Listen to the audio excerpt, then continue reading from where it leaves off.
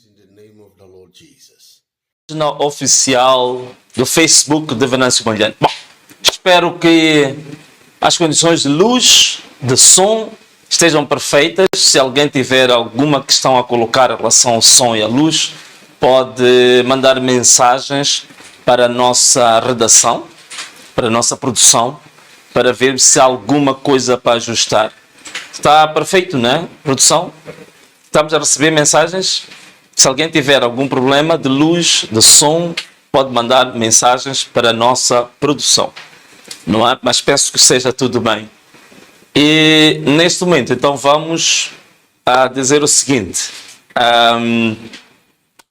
Você que já está ligado a esta live, neste momento, então convida 30 amigos também para se juntarem a nós. Neste exato momento, convida 30 amigos para se juntarem a esta live, porque hoje temos revelações incríveis, imperdíveis. Então, convida 30 amigos para se juntar a essa live exatamente agora, neste momento. Convida 30 amigos. Mas também queria dizer o seguinte, vocês seguidores estão de parabéns. Nós agora estamos com a fasquia de 1.900.000 seguidores. Eu fiquei admirado hoje. Em 2 dias subimos cerca de 20.000 seguidores em 2 dias. Vocês estão de parabéns. Sem nenhuma promoção orgânica, não é? Nenhum boosting. Subimos em 2 dias 20.000 seguidores. Estamos com 1.900.000. Então, vamos fazer o seguinte. Até o início do mês de fevereiro, primeira semana ou segunda semana de fevereiro, temos que alcançar a fasquia dos 2 milhões de seguidores. Mas para isso acontecer, você que está aí deve convidar todos os teus seguidores, todos os teus amigos também para passarem a seguir pelo menos esta página de Facebook de Venâncio Mondlane. Portanto, até primeira semana de fevereiro, nós temos que alcançar 2 milhões de seguidores e tudo depende de si. Outra coisa, recomendem a página, porque agora é que eu falei que vão haver revelações bombásticas. Vocês já sabem, o JM já está a começar a querer denunciar a página. Então você que está a assistir essa live, começa agora a recomendar a página como a gente sempre fazia. Eles procuravam denunciar, eram 2.000 pessoas a denunciar e nós éramos 300.000 pessoas a recomendar. Então sempre ganhávamos. Então temos que voltar agora a recomendar esta página. Recomenda, não se canse. Todos os dias recomendem, porque estamos a entrar num momento crucial sobre o combate político e social em Moçambique. Ok? Bom, já convidou os teus 30 amigos? Já convidou os teus 30 grupos? Já convidou os teus 30 colegas? Já convidou os teus 30 familiares? Se você já fez isso, então vem comigo para a gente pedir a cobertura divina para esse programa. Que o Senhor possa abençoar toda a alma que está assistindo esse programa, mas acima de tudo que o Senhor possa abençoar Moçambique, que possa dissipar toda a treva que se coloca sobre este território que se chama Moçambique e que essa luz brilhante, essa luz fantástica, forte, que ela se aproxima cada vez mais, porque nós temos certeza, temos fé profunda que Moçambique será de fato uma grande nação. Estará entre as 50 maiores nações do mundo. Toda honra, toda glória, todo louvor, toda revelação para o Senhor. Amém. Bom, caros amigos, então cá nós começamos o nosso programa hoje, mas ao começar o nosso programa, vamos começar com um ponto prévio. Portanto, não piscar de olhos, vai passar agora a nossa vinheta do ponto prévio. É para já.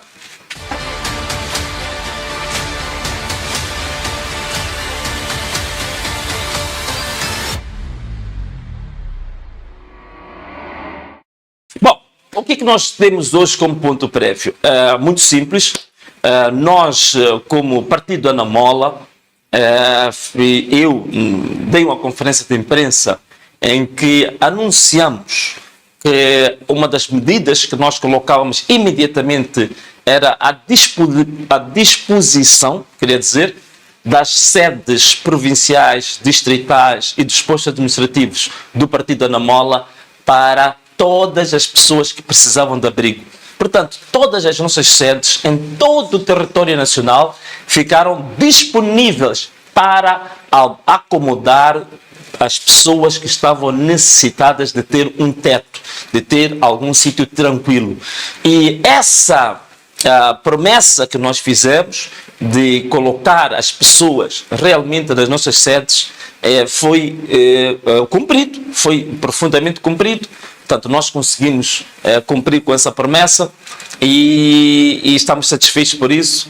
E voltamos a reforçar também dentro do próprio partido que não só vamos acomodar as pessoas nas nossas sedes, mas também temos obrigação de criar todas as condições, desde alimentos, medicamentos, vestuário e todas as outras necessidades para essas mesmas pessoas. Também aproveito esta ocasião para agradecer profundamente muitas pessoas de boa fé que estão a procurar as sedes da Anamola, incluindo a sede nacional, e estão a trazer donativos para nós, estão a trazer diversos tipos de bens de primeira necessidade, e nós vamos canalizar para as nossas sedes, onde temos famílias lá, e também para os centros de acomodação que existem e estão conhecidas pelo país inteiro. Portanto, um forte e profundo agradecimento, gratidão sincera para todos aqueles que acreditam no projeto Anamola e sabem que é um projeto sério, íntegro, e estão a trazer donativos, e estão a trazer apoios para que a Anamola possa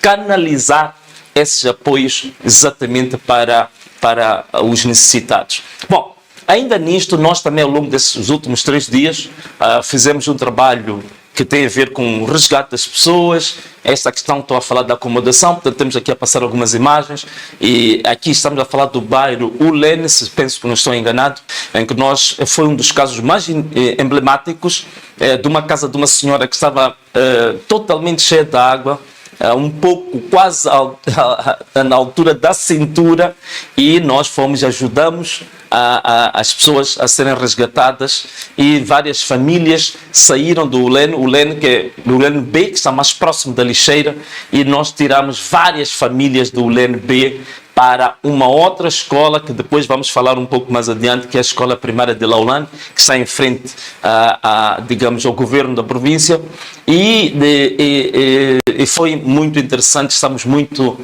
digamos assim, gratos a Deus por ter nos permitido poder participar diretamente, ajudando as pessoas, garantindo a acomodação dessas pessoas. Bom, é verdade que ainda fora como eu estava a dizer, para além desta questão ligada à acomodação, há um problema que está sendo levantado agora praticamente em todos os centros de acomodação, tem a ver com assistência, alimentos, né? As pessoas neste momento estão a precisar de alimentos, e vocês viram várias reportagens que passaram pelas televisões que falam de que, de fato, existe crise de alimentos. Penso que até temos uma imagem aí do jornal O País que fala um bocadinho sobre isso. Há crise de alimentos em vários centros de acomodação, portanto queremos chamar a atenção para que, de fato, vocês, todos nós, moçambicanos de boa fé, sensíveis, de bom coração, pudéssemos chegar próximo dos centros de acomodação para deixar alimentos e outro tipo de necessidades. Portanto, aqui está um exemplo daquilo que nós estamos a fazer diretamente ligado às pessoas,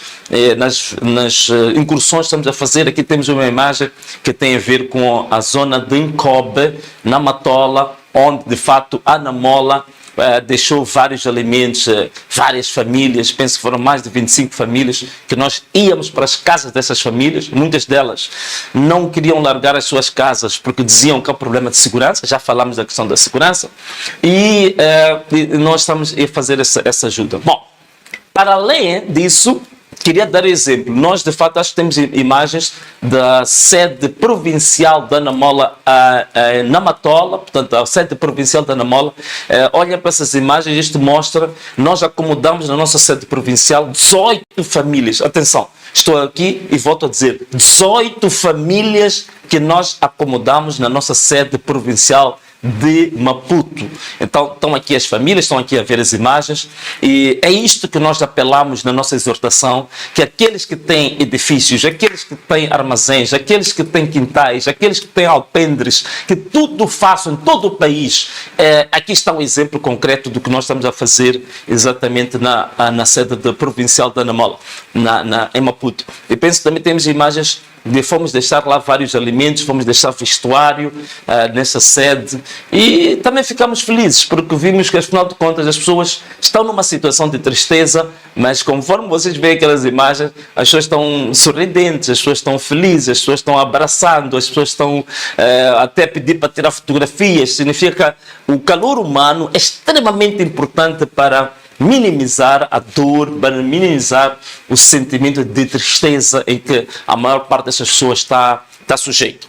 Bom, caros amigos, outra coisa que nós estamos a precisar, nós estamos aqui a fazer um papel de grande... Também temos algumas limitações. E uma das limitações que nós temos tem a ver com alguns casos que não foi possível resgatar as pessoas por causa da situação de saúde dessas pessoas. Temos aqui um exemplo em Salala. Vamos pedir desculpas, estamos a passar imagens um pouco chocantes. Isto chama-se colostomia, não é? Penso que é assim o termo. Chama-se colostomia. Portanto, é uma coisa muito sensível. Nós não conseguimos resgatar esse senhor em Salala. Porque para resgatar uma pessoa que passou por uma cirurgia desta natureza, nós precisamos de um profissional de saúde, precisamos de um médico para nos acompanhar. Senão podemos estar a pensar que queremos resgatar a pessoa e arranjar ainda mais problemas, mais complicações. Daí queria fazer o apelo aqui também.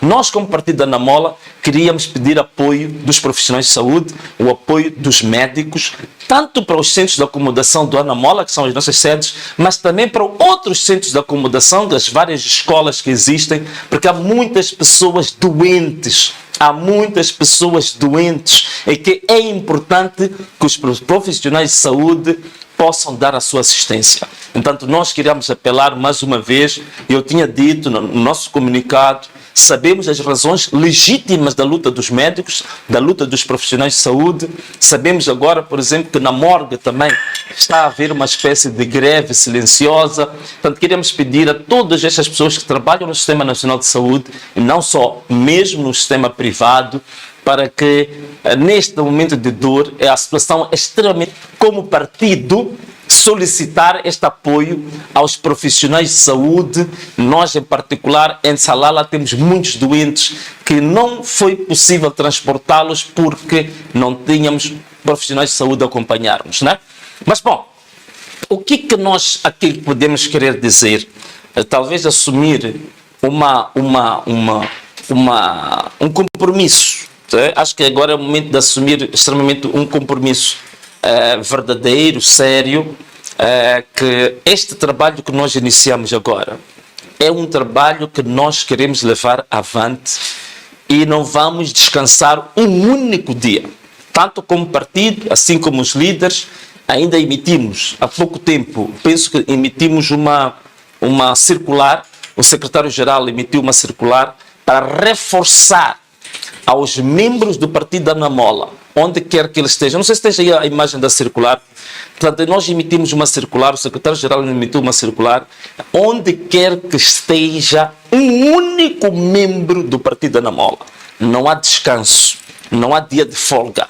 Enquanto tivermos cheias, seja a nível local, localidade, povoado, bairro, quarteirão, seja onde estiver, a nível provincial, distrital, posto administrativo, a nível central, todos os membros do Partido Anamola, aqui está a circular, devem dedicar todas as energias para se envolverem na questão de conceder alimentos, medicamentos, abrigo e outra coisa extremamente importante, operações de resgate. Participarmos nas operações de resgate das pessoas que encontram-se isoladas, a descansar enquanto houver um irmão que precisa de ajuda, precisa de um amparo, que está em situação de precisar de um resgate.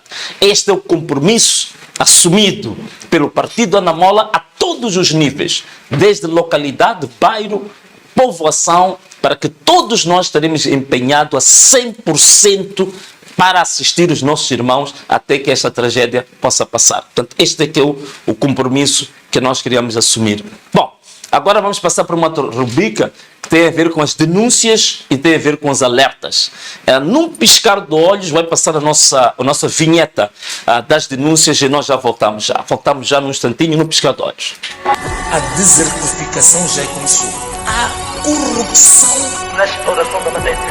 Estamos a devastar o país, desertificar o país. Bom, nós estamos agora de volta para esta nossa rubrica das denúncias. Nós ouvimos muita coisa que foi dita em relação ao processo das cheias.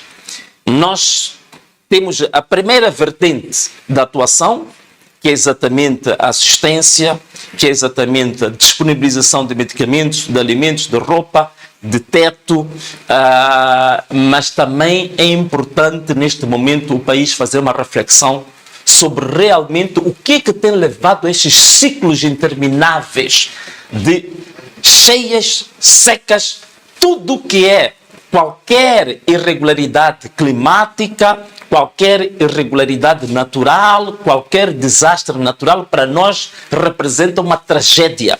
O que tem levado a esse tipo de situações? Isto é importante, porque enquanto nós estamos a dar assistência, as pessoas que estão a precisar de ajuda, nós temos que fazer um exercício de reflexão. O que está a faltar neste país? E fazer primeiro um diagnóstico. O que levou este país a chegar ao nível em que chegou? Nós temos que fazer esse diagnóstico. Nós temos que analisar isto de forma fria e direta. Há um fenômeno natural? Sim.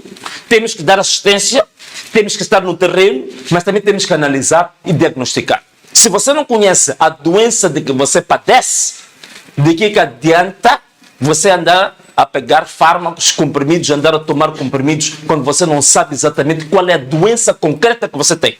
Então, temos que fazer o diagnóstico da situação. O que tem levado este país a essas desgraças sistemáticas, improvisações, há mais de 25 anos, há mais de 30 anos?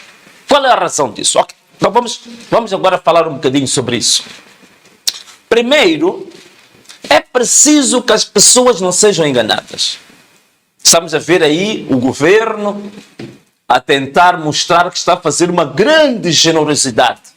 Que arranjou uns 2 meios aéreos, arranjou isto, e vem exibir-se a fazer fotos, a fazer vídeos, como se fosse alguma coisa extraordinária que estão a fazer. E isto, algumas pessoas que podem não perceber qual é o percurso deste problema das calamidades, podem pensar que o governo está a fazer uma grande coisa. Aquilo é só puramente propaganda. O que está a acontecer? É preciso perceber que temos um governo despreparado. Temos um governo que anda de improvisos em improvisos. Temos um governo que não está planificado. Temos um governo que nem sequer lê, interpreta e implementa ainda documentos, relatórios, alertas dados por órgãos técnicos do próprio governo. Nós tivemos em Moçambique, penso que foi no dia 11 de setembro de 2025, o chamado 12º Fórum, chamava-se 12º Fórum Nacional sobre Previsão Climática. Isso foi no dia 11 de setembro. E uma coisa engraçada que eu quero partilhar convosco aqui são dados que vieram exatamente desse mesmo fórum. Uma das questões é exatamente esta que vocês veem aqui. Havia dados foram apresentados por climatologistas. Por exemplo, aqui vocês estão a ver na vossa tela a previsão da precipitação. Ali vem JFM, que significa janeiro, fevereiro e março de 2026. Já existia, a partir da Direção Nacional de Gestão de Recursos Hídricos e também do Instituto Nacional de Meteorologia, estes dados estão aqui apresentados, que mostravam claramente que janeiro, fevereiro e março, a precipitação, isto é, as chuvas que iam se registrar em Moçambique, serão chuvas irregulares. Atenção, estou a dizer que isso foi visto em setembro de 2025.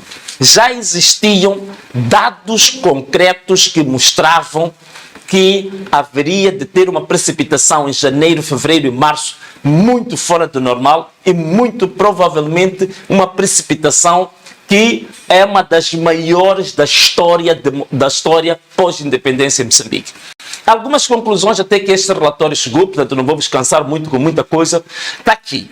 Uma das conclusões, considerações que neste mesmo fórum, organizado pelo próprio governo, pelos órgãos técnicos do governo, dizia claramente que no final do ano 2025, aí está, deixa aqui ver aqui convosco, aqui está a dizer que a partir de outubro de 2025 até fevereiro de 2026 haveria de termos uma precipitação contínua e elevação da temperatura do ar. Aqui chamava-se a atenção que era importantíssimo começar-se a preparar um plano de contingência a partir de outubro de 2025, porque a situação seria extremamente grave. Mas a pergunta é, afinal de contas, o próprio governo que teve conhecimento disto em 11 de setembro de 2025, o que esse governo fez? Essa aqui é a grande questão. O que esse governo fez? Bom, caros amigos, tomando conhecimento desta situação, e ainda por cima houve uma agência, a chamada AIM, Agência de Informação de Moçambique, só para dar dados de fontes seguras, porque se eu for a falar de algumas agências privadas, vão dizer que estão a usar dados que não são oficiais.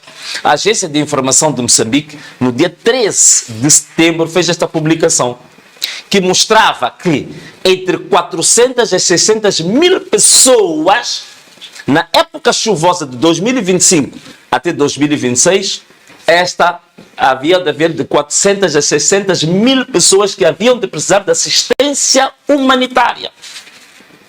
Havendo estes dados, e veja uma coisa, estes dados são fornecidos exatamente na pessoa do diretor nacional da gestão de recursos hídricos, que haveria uma época chuvosa que ia forçar ou ia necessitar de um plano de contingência para assistir 600 mil pessoas em setembro de 2025.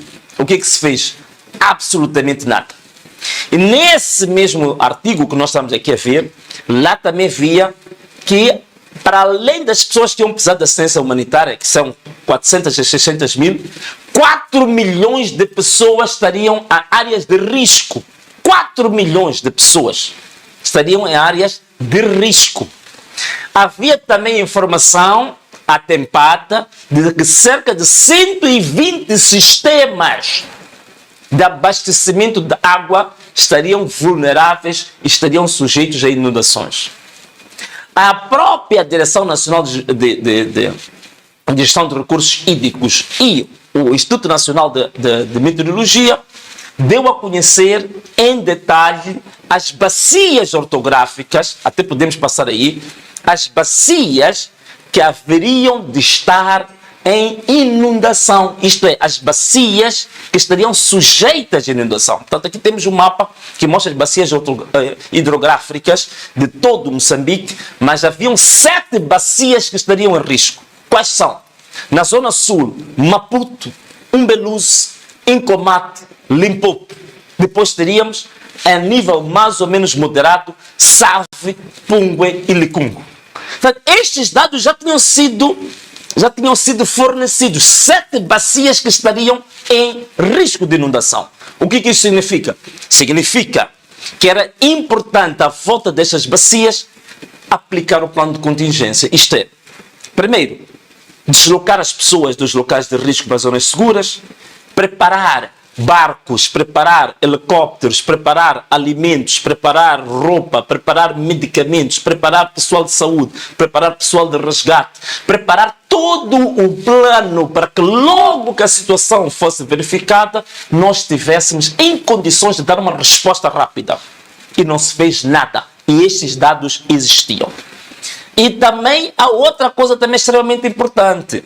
É que neste mesmo fórum também foi dito, né, mostra-me de novo aí um mapa das bacias, neste mesmo fórum tinha-se dito que a partir de agosto de 2025 as bacias a montante dos países vizinhos, sobretudo da África do Sul, já em agosto de 2000, presta atenção ao que estou a dizer. Você que está aí no seu sofá, estou a ver que está aí uma pessoa a sonecar um pouco. Você acorda agora porque o que estou a dizer é extremamente importante para si.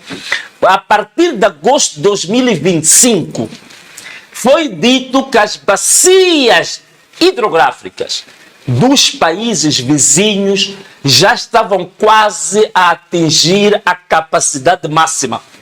Você ouviu o que estou a dizer? Em agosto, as bacias dos países vizinhos estavam para atingir a capacidade máxima de encaixe d'água. O que Moçambique fez nessa altura? Dá um exemplo simples. Nós hoje estamos aqui a queixar-se do Limpopo.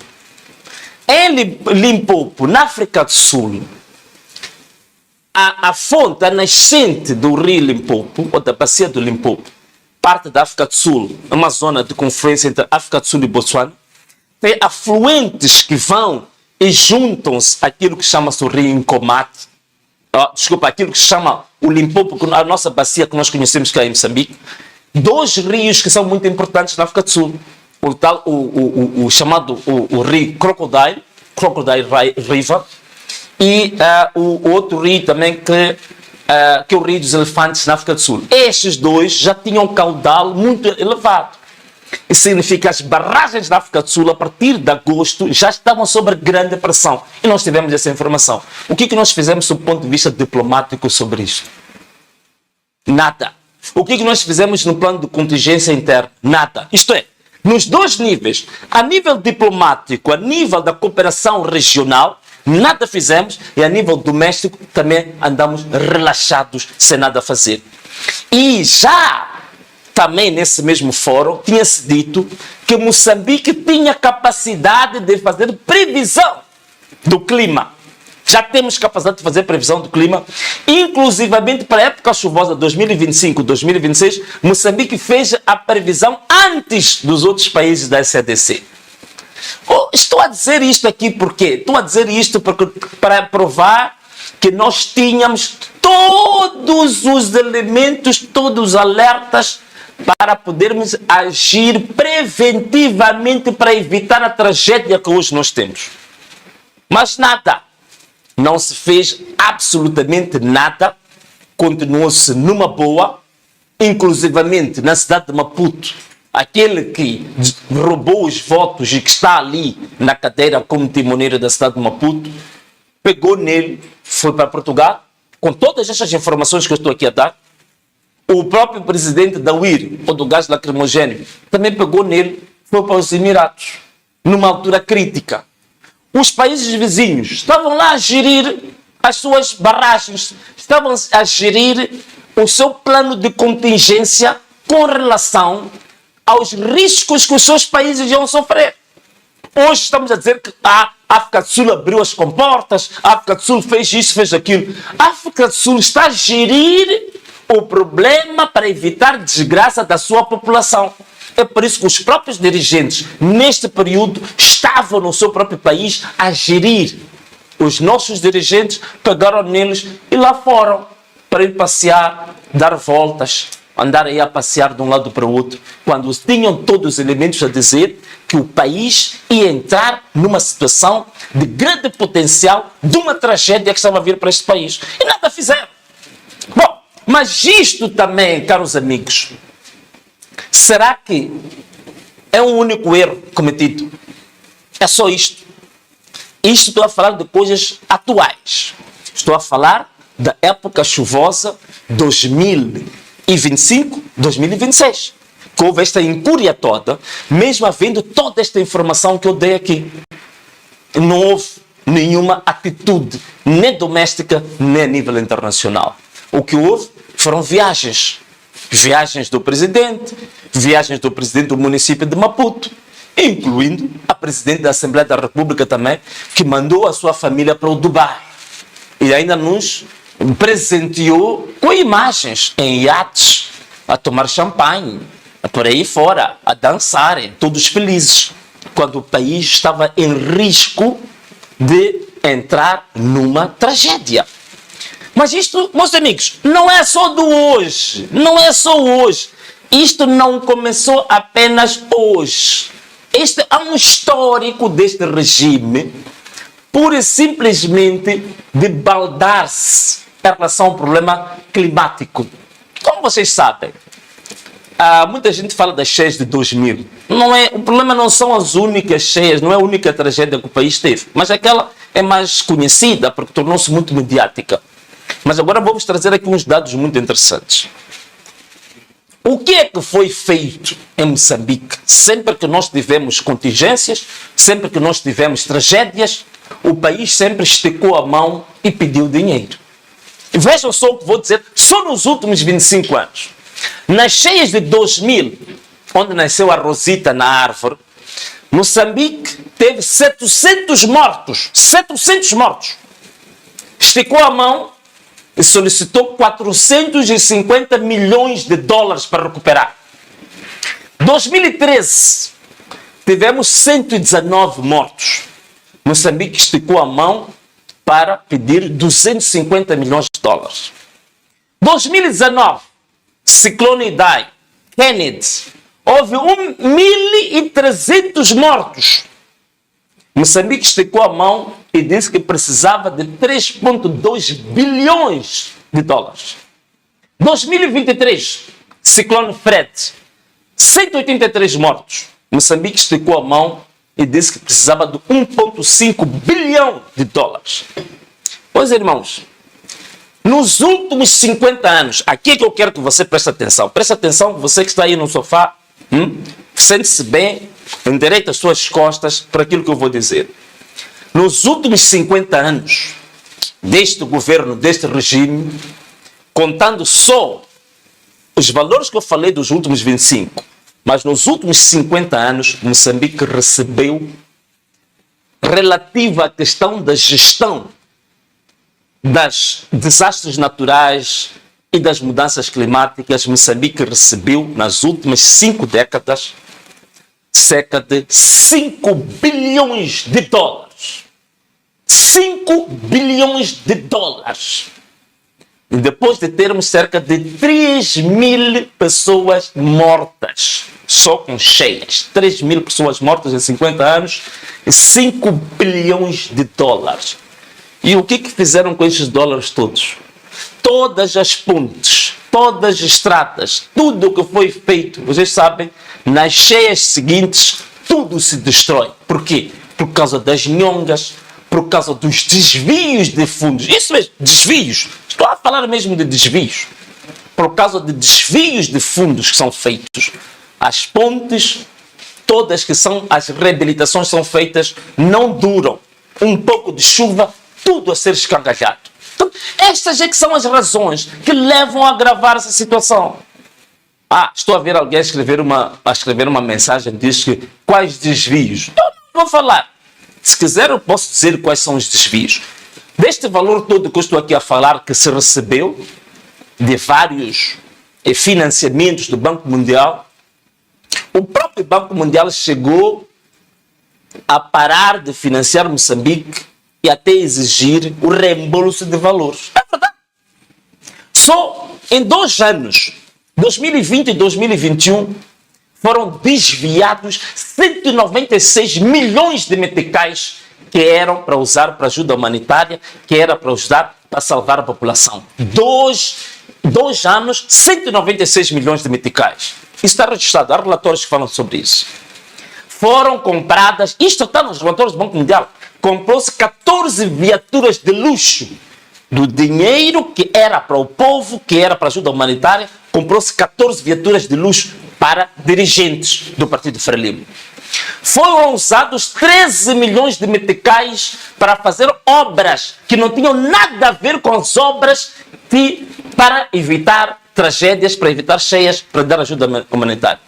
Só de sobrefaturações foram 223%, isto é, dos contratos que havia para ajuda humanitária, chegou-se a ter 223% acima do valor dos contratos para meter dinheiro nos bolsos. Só neste último relatório que foi indicado, por exemplo, existe prevista uma compra, que o contrato era de 3 milhões, foi-se apresentar um contrato de 83 milhões.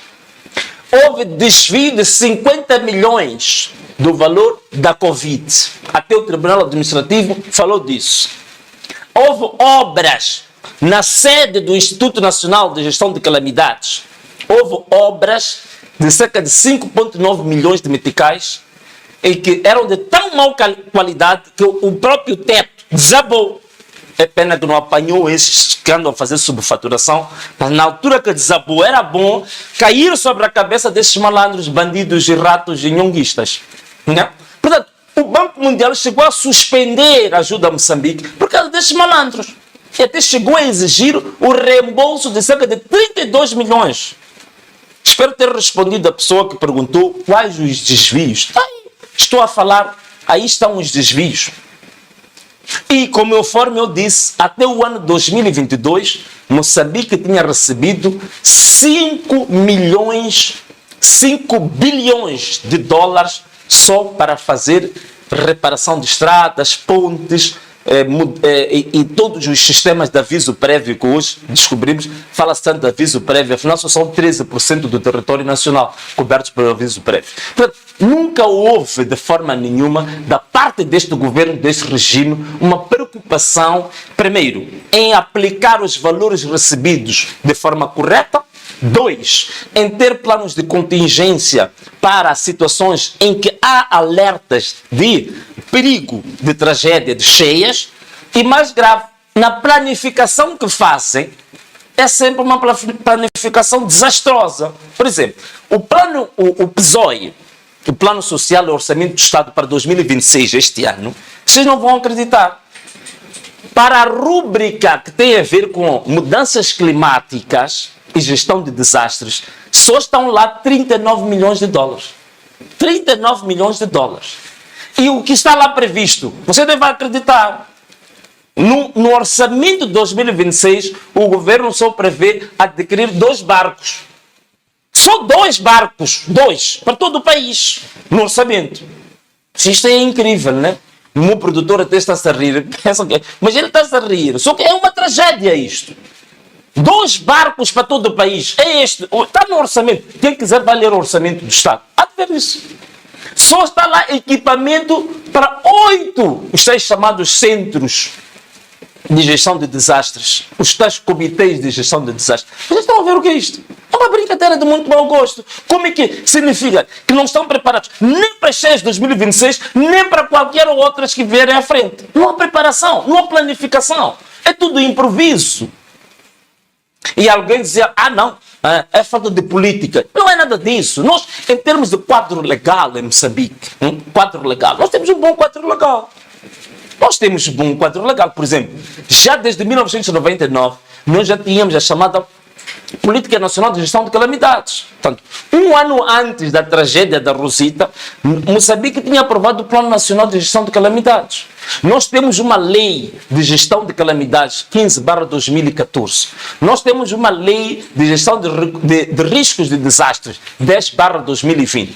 Nós temos a chamada o plano diretor, o plano diretor de gestão de desastres que foi aprovado para o período 2017 e 2030. Está a funcionar para quê? Não está a funcionar para nada. Temos a Estratégia Nacional para Mitigação dos Riscos de Desastres 2013 até 2026. Está a funcionar para quê? Portanto, nós temos leis, temos os planos estratégicos, temos os planos diretores, temos tudo. E ainda temos financiamento que vem de fora. O único problema é a má gestão, é o nhonguismo, é a destruição total e completa dos poucos recursos que nós temos. E a falta de preocupação com o seu próprio povo. A única especialidade que tem é realmente viajar, passear, dar voltas, tirar selfies. Isso sim é que este regime e este governo se especializou. Não é verdade? Então, esta era a parte que eu queria partilhar convosco, para vocês compreenderem de onde é que vem a história. Isto tem uma certa história, meus amigos. Isto é uma certa história. Não começou hoje. Então, estamos nessa tragédia, mas temos que identificar. Aqui estou a dar elementos para dizer que nós precisamos de ter um debate sério neste país. Não podemos ficar 50 anos a viver de forma improvisada. Quando há problemas, corremos para as redes sociais, para a mídia, corremos para os parceiros, sempre a pedir porque agora a situação está mal. Mas onde é que está a planificação? Onde é que está a planificação? Zero. Logo, um governo não preparado. Um governo totalmente incompetente, distraído. O povo a sofrer, o governo de férias. Era esta parte que eu queria também falar convosco sobre isso. Temos também, voltando agora para a questão das cheias que estão a acontecer em 2026, depois desta parte um pouco histórica, temos também aí problemas que têm a ver com alimentos nos centros de acomodação, né?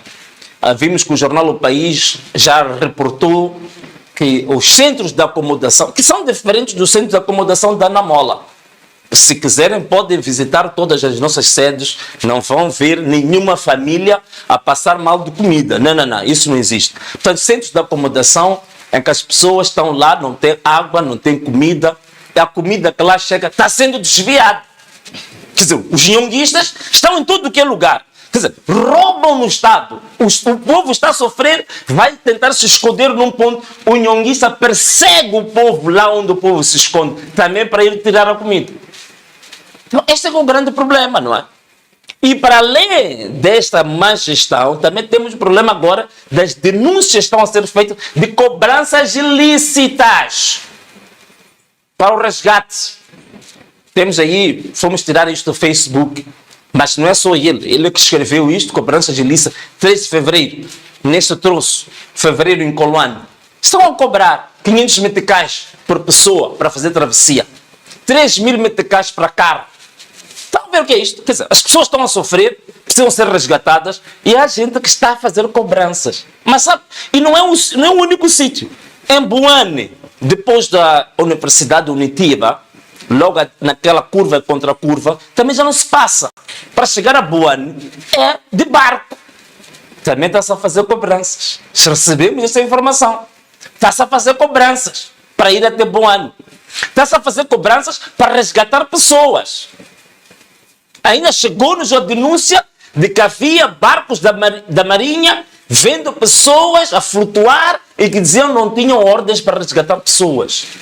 Temos denúncias de que os próprios funcionários do INGD que estão nas operações de resgate, eles próprios são os primeiros que precisam ser resgatados. Porque estão todos com fome, nem sequer têm o que comer. É por isso que disputam nos centros de acomodação com a pouca comida que chega para as vítimas.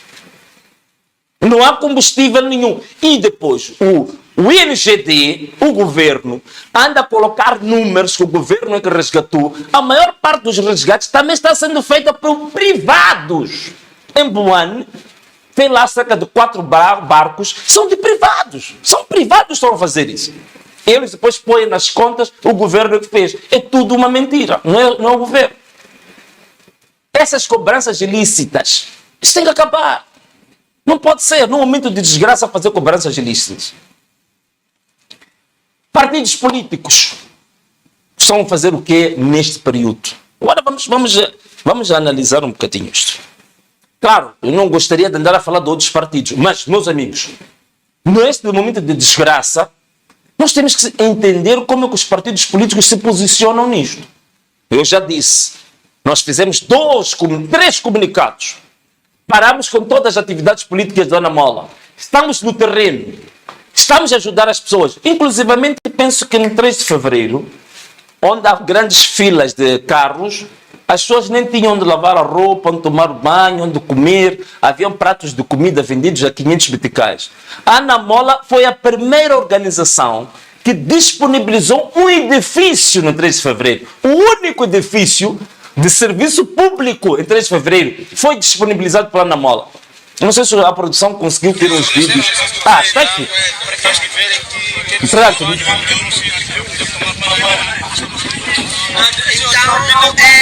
assim. Aqui em 3 de fevereiro, o Partido da Ana Mola disponibiliza uma casa que toda a gente que está aqui para poder tomar banho, comer, porque aqui às vezes as coisas não estão boas, estão a vender coisas já muito caro, e quem quer tomar banho, quem quer lavar o carro, até uma casa lá para poder se deslocarem para levarem água. É machacame. Inyikele munti ka tlhelo la hala lwa lavaka ku hlamba lavaka mati a ta hlamba kona hi ku langiva liva hakelisa mali para va kuma mati já a partir do ano mola inyikele munti ala frente ala. Bom, aí está. Partido Ana Mola, no momento de crise, dentro daquilo que pode fazer, em 3 de fevereiro, temos um edifício ao serviço público para as pessoas tomarem banho, para se alimentarem, para trocar de roupa. A minha pergunta é, o que estão a fazer os outros partidos neste momento? Não era a minha intenção estar a falar dos outros partidos, mas eu sei que agora começaram a perseguir os nossos membros. Estão a fazer perseguição aos nossos membros. Na Zambésia, inclusivamente, chegaram a assassinar um coordenador do partido Ana Mola. Em Mogovolas está detido injustamente um coordenador da Ana Mola. Nestas operações de resgate, vou contar logo a seguir uma situação de perseguição a membros da Ana Mola que estão a ajudar pessoas. E eu, por essa razão, se estão a perseguir o partido, também sou obrigado a fazer uma análise do que esses partidos estão a fazer. E vamos começar pelo próprio Partido Frelimo. O próprio Partido Frelimo, não é?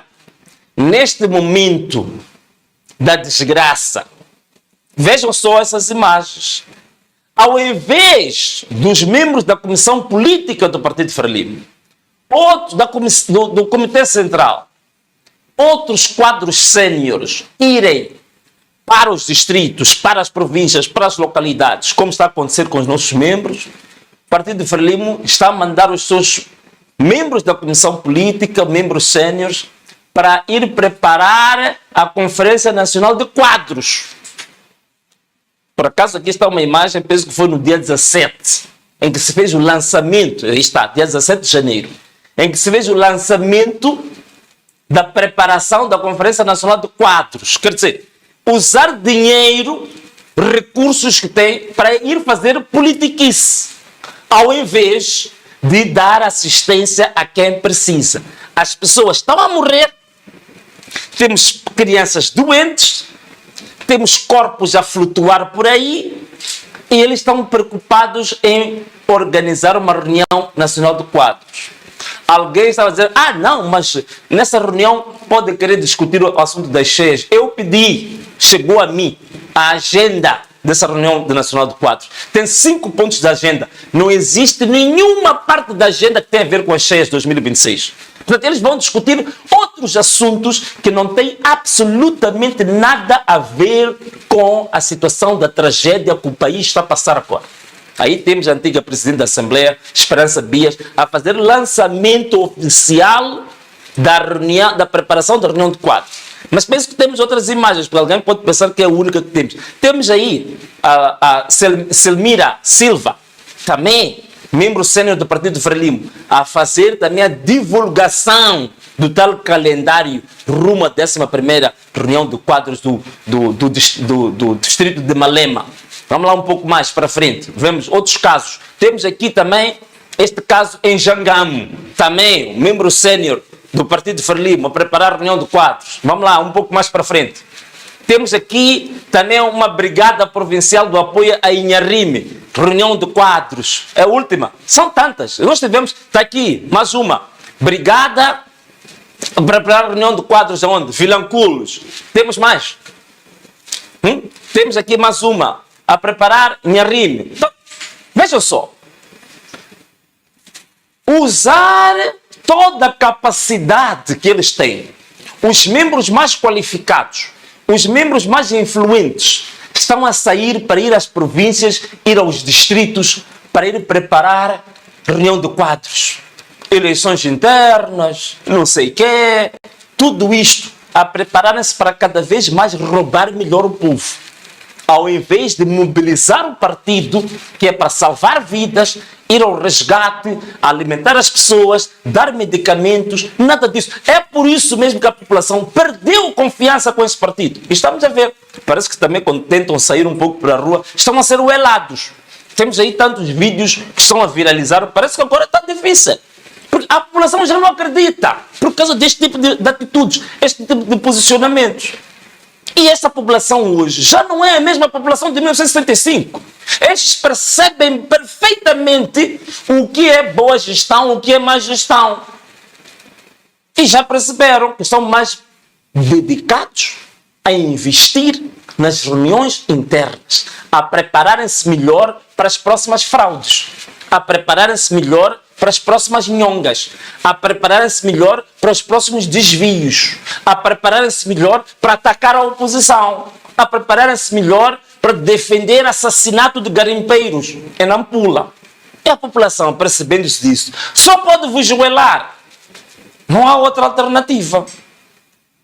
Então, era importante também que as pessoas percebessem claramente como é que os partidos estão se a colocar em relação a isto. E nós, vos digo uma coisa, vamos continuar a dedicar-nos ao fundo à causa do povo. Não temos muitos meios, não temos muita capacidade, mas dentro da pouca capacidade que temos, vamos mobilizar os nossos membros. Todo membro. Se encontrarem um membro da Ana Mola, estar aí nas brincadeiras e não estar nisso, por favor, temos os números, denunciem esse membro e mandem a informação para nós, porque todo membro do partido Ana Mola tem que estar 100% dedicado a esta causa. E digo mais, não é só para disponibilizar as sedes da Ana Mola, as casas dos nossos coordenadores também têm que estar disponíveis para as vítimas. É por isso, se quiserem, não há problema, o nosso coordenador provincial de Gaza, a casa dele está em choque. Quem quiser vai confirmar. Temos 49 pessoas que estão na casa do nosso coordenador da província de Gaza. E é isto que nós queremos no nosso partido. As casas dos coordenadores têm que estar disponíveis para as vítimas. Para evitarmos isto de desiludir o povo. Enquanto o povo sofre, há um partido que diz que tem 60 anos de experiência. Está aí a passear, a preparar reunião de quadros. E veja só, o partido da Ana Mola só tem 4 meses. 4 meses. 4 meses. Bom, caros amigos, o que temos mais que falar? Queria falar convosco aqui sobre este caso. Uma denúncia grave que tem que fazer aqui. O povo tem que saber sobre isto.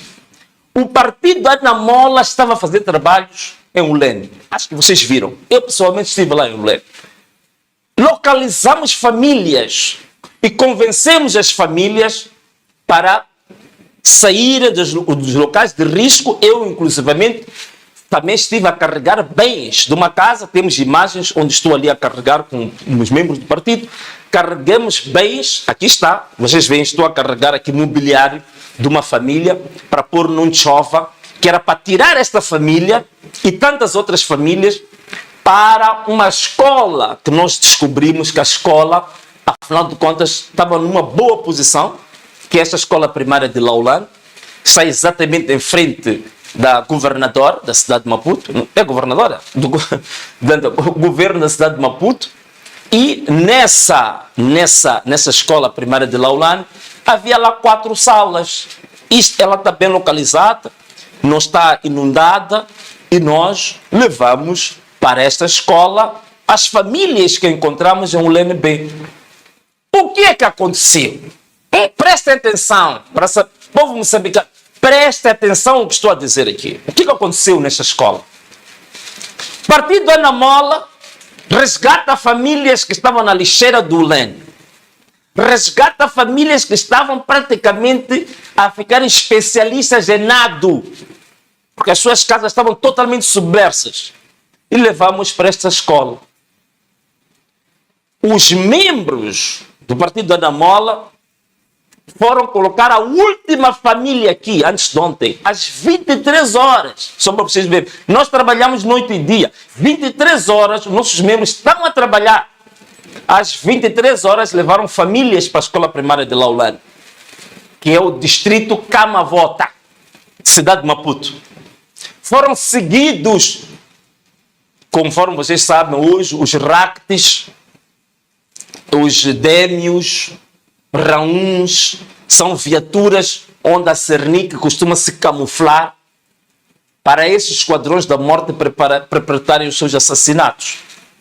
E os nossos membros foram perseguidos quando saíram desta escola por essas viaturas. E dia seguinte, curiosamente, foram chamados para uma reunião. E veja só para quê. Essa reunião para dizer aos nossos membros que as famílias que tinham sido colocadas na escola primária de Laulane tinham que sair, seriam expulsas da escola primária de Laulane. E quisemos saber, mas afinal, por quê? Serão que não, têm que ser expulsas por causa de ordens superiores. Porque, alegadamente, nós trouxemos pessoas do ULEN para Laulane. E que dizia-se que só podiam ser acomodadas pessoas do mesmo bairro. Mas que brincadeira é esta? Se aquele bairro não tem problemas de inundação, vão acomodar a quem? Vão acomodar as pessoas que estão em bairros com problemas. Tão ridículo, não? Tão absurdo. E tudo isto porque pura e simplesmente quem fez o resgate das famílias foi a Ana Mola. E obrigaram a tirar as famílias que estavam aqui nesta escola. Inclusivamente, fomos procurar ter uma reunião com a diretora de Educação e Cultura de Camavota. Que era para entender de onde é que vem esse absurdo. Essa senhora que está aqui, Coleta Simango, diretora de Educação e Cultura do Distrito de Camavota. É ela que deu as ordens para expulsar as famílias que estavam na escola primária de Laulane. Essa senhora. Depois, quando for o Elada a dizer casar. Então, Deus mandou-se embora famílias só porque quem fez o resgate é o partido da Ana Mola. Mandou-se as famílias saírem daquela escola. Expulsar vítimas das cheias. Mandaram expulsar. É essa politização da educação, a politização das instituições públicas que nós não queremos. Partidarização, frelimização das instituições públicas. Isto tem que acabar. Isto não pode continuar assim. Mas graças a Deus, como Deus é grande, como se diz, escreve direito em linhas tortas, as famílias que foram expulsas da escola primária de Laulane, a Ana Mola conseguiu arranjar abrigo para essas pessoas. Estão aqui. As mesmas famílias expulsas, nossos agradecimentos à Igreja Católica, portanto, na Imaculada, levou-se as famílias que a Direção Distrital da Educação, isto é, mandatados pelo Partido Frelimo, expulsaram as pessoas na escola primária de Laulane. A Ana Mola conseguiu arranjar abrigo para essas pessoas. Aqui está uma das nossas coordenadoras, está aqui com as famílias. Veja a idade das pessoas. Pessoas adultas, senhoras desta idade, algumas com problemas de saúde, foram mandadas embora com o secretário do bairro e também com a diretora de Cultura, de Educação e Cultura do Distrito de Camavota. Mas a Ana Mola arranjou abrigo e as pessoas já estão no abrigo. Estão aí bem abrigadas. Temos mais imagens do abrigo? Não. São as únicas. E agora até queremos contar um fato muito interessante. Na Josina, é Josina, né? Josina, escola primária de Josina, ali perto do Dom Bosco, Maquinac. Os nossos membros foram lá também 22 horas. Porque havia problemas de comida, havia problemas de medicamentos, foram lá dar comida, dar medicamentos. Aí imagina só, os responsáveis do INGD, que estavam lá, disseram que tinham que entregar a comida a eles. E os nossos membros questionaram isso. Mas por que temos que entregar a comida a vocês? Depois de algum tempo que soubemos a verdade. Vocês querem saber qual é essa verdade? Escreve lá aí, quero saber. Manda mensagem, diga lá, quero saber. Querem saber qual é essa verdade que nós encontramos lá? A verdade é única, simples.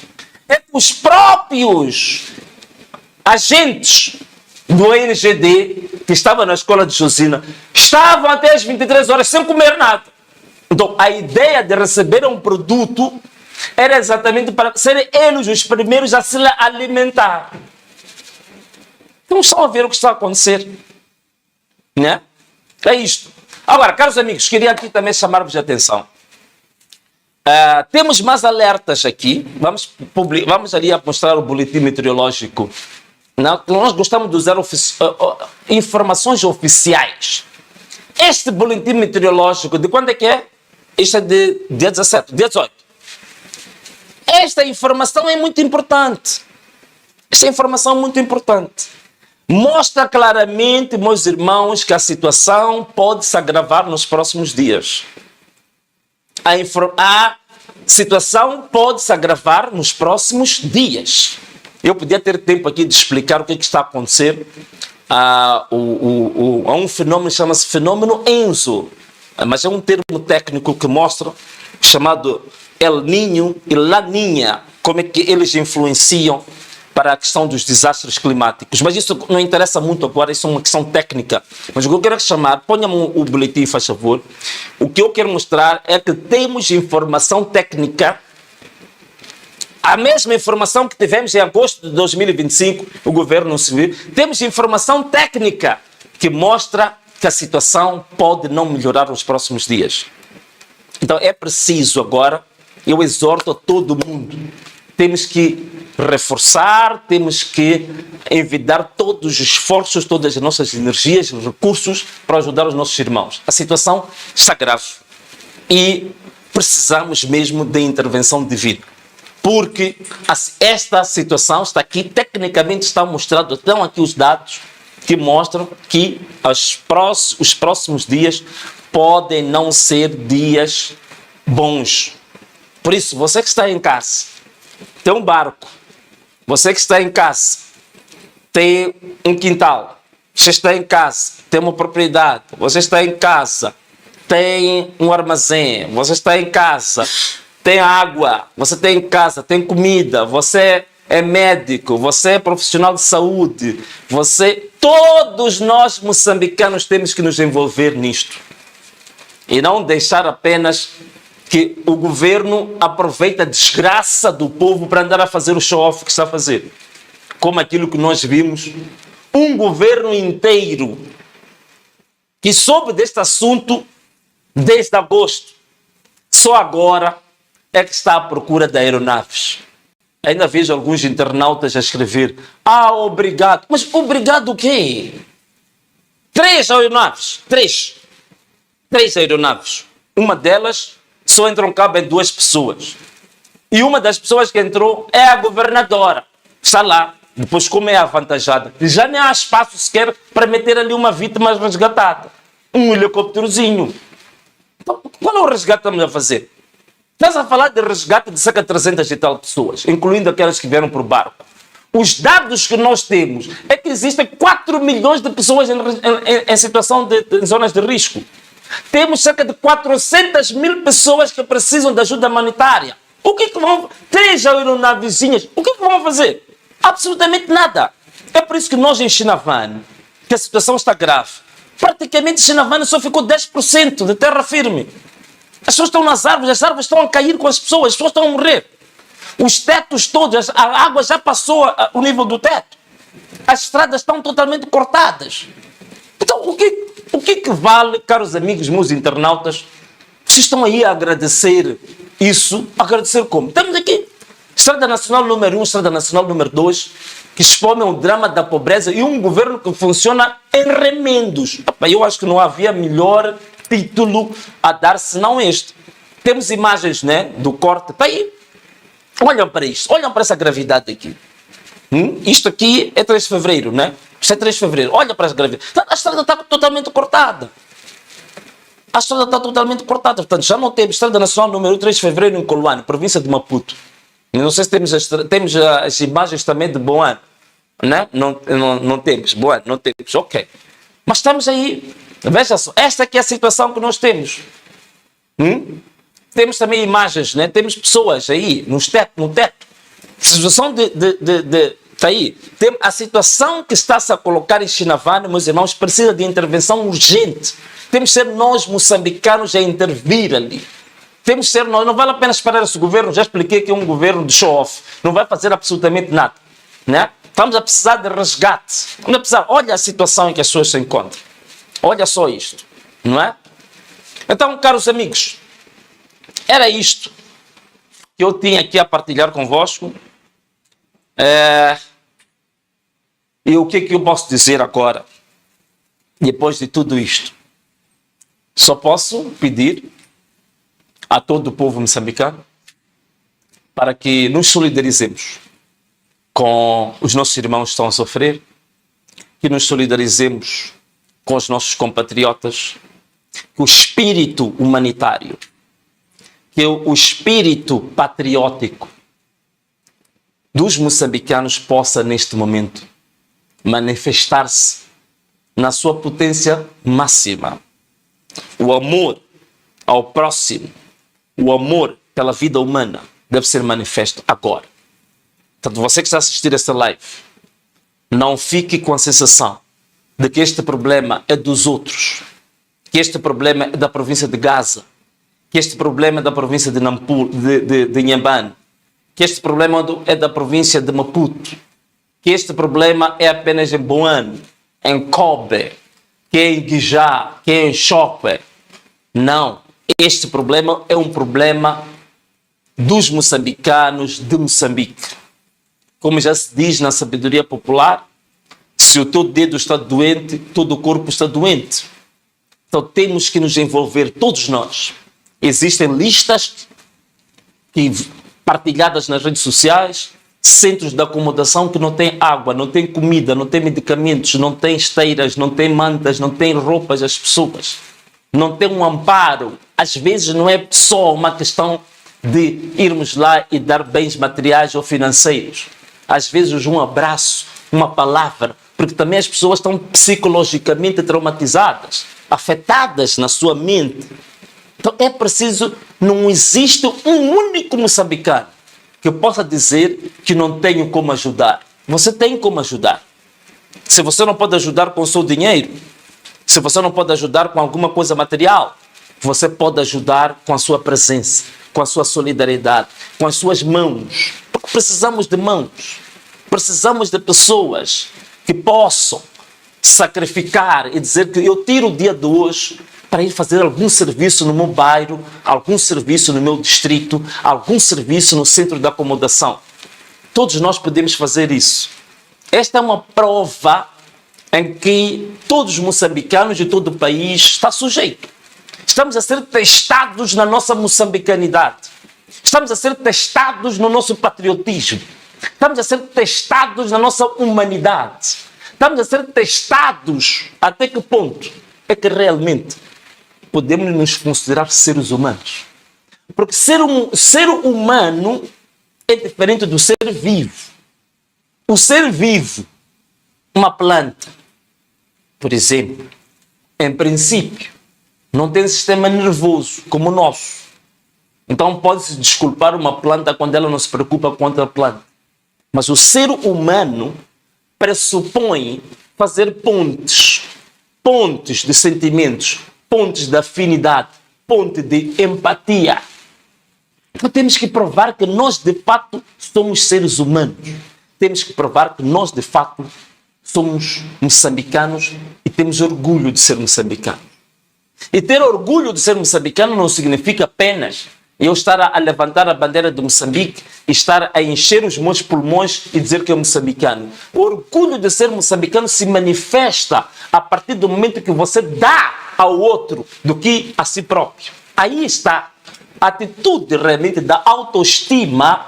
Não é você levantar os teus ombros. A autoestima se manifesta pela capacidade que você tem de ir ao encontro, de minimizar a dor do próximo, de dar um abraço, dar amor, fazer com que outra pessoa também se sinta como um ser humano, sinta-se feliz, sinta-se valorizado.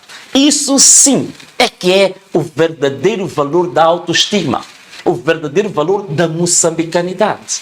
Não queria chamar a atenção. Todos vocês, todo o povo moçambicano, vamos, nesta fase, fazer o que nós realmente temos de melhor dentro de nós. E o que nós temos de melhor dentro de nós é o amor ao próximo. O que nós temos de melhor dentro de nós é exatamente a solidariedade. Mas essa solidariedade, ela só fará sentido quando ela se transforma, se converte numa ação em concreto. De uma ação em encontro do outro. Então vamos ao encontro do outro. Vamos ao encontro da dor do outro. Vamos ao encontro da aflição do outro. Vamos ao encontro da necessidade do outro. Isso é que se chama, de fato, ser humano. Isso é que se chama, de fato, moçambicano. Isso é que se chama, de fato, autoestima. E é isso que nós temos que fazer. E também partidos políticos, meus pares. Esta é a ocasião em que os nossos partidos têm que estar em baixo e o nosso país por cima dos estatutos do partido de cada um de nós. Este é o momento que a Constituição da República, que diz que é dever de todo cidadão desenvolver ou dedicar todas as suas energias físicas e intelectuais ao serviço da comunidade. Então, essa norma constitucional deve-se, neste momento, manifestar. Então, se você é um cidadão de fato, se você é cidadão de fato, então, este é o momento de cumprirmos com esse dever constitucional, de podermos dar tudo o que nós tivermos em termos materiais, em termos intelectuais, em termos de amor, de carinho, de amparo ao nosso próximo. Esta é que é a minha exortação para o dia de hoje. E agradeço imenso pelo tempo que levaste aqui conosco. Então, gostaria de dar a cada um dos moçambicanos um forte abraço. Fortíssimo abraço a todos os moçambicanos, sobretudo as famílias que sofrem, as famílias que perderam os seus entes, as famílias que perderam os seus bens, as suas casas, famílias que ainda estão penduradas neste momento nos telhados, famílias que estão por cima das árvores, famílias que estão desamparadas, famílias que estão doentes, famílias que estão desesperadas. É um forte abraço para todas essas famílias. Um beijo e tchau!